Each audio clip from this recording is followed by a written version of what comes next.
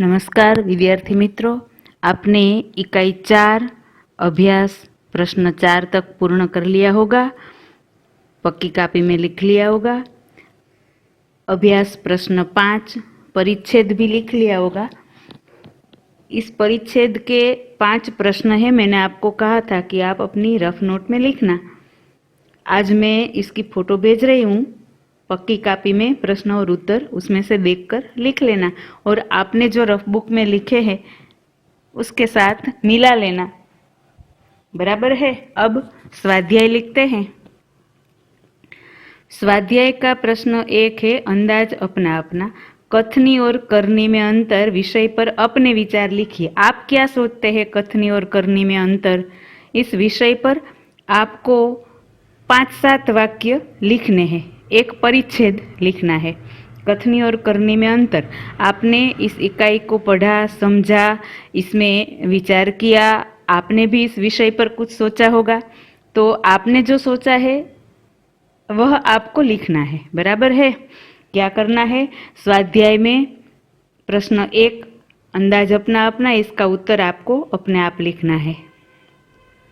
फिर प्रश्न 2 कथनी और करनी में अंतर विषय पर अपने दोस्त ने जो विचार लिखे हैं उनको पढ़िए।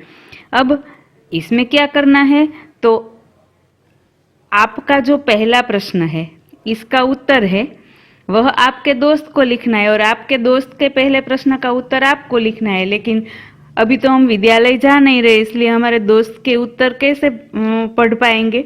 इसलिए मैंने क्या किया है, तो स्वाध्याय का दूसरा प्रश्न है, इसका उत्तर मैंने लिखा है, आपको उसमें से देखकर लिखना है।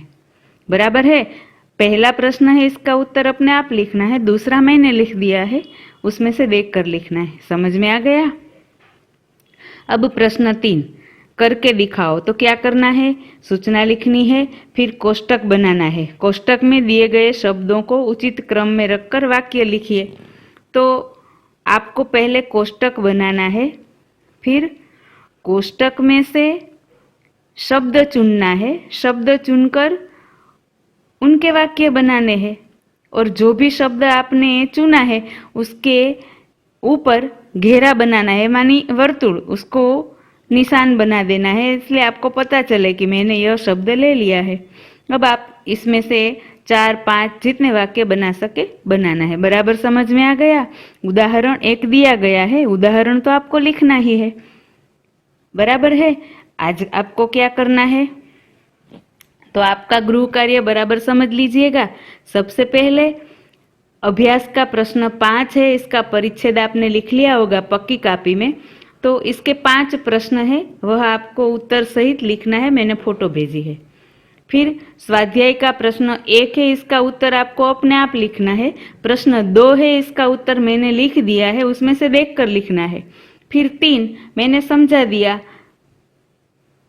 उसका उत्तर भी आपको लिखना है। कैसे? तो कोष्टक बनाना है, फिर उनमें से शब्द निकालकर इसके वाक्य बनाकर लिखना है। अब अपना स्वाध्याय पूरा हो गया। बराबर है। अब अगले तास में हम व्याकरण लिखेंगे और भाषा सज्जता समझेंगे। बराबर है। आया समझ में? अच्छा, नमस्कार।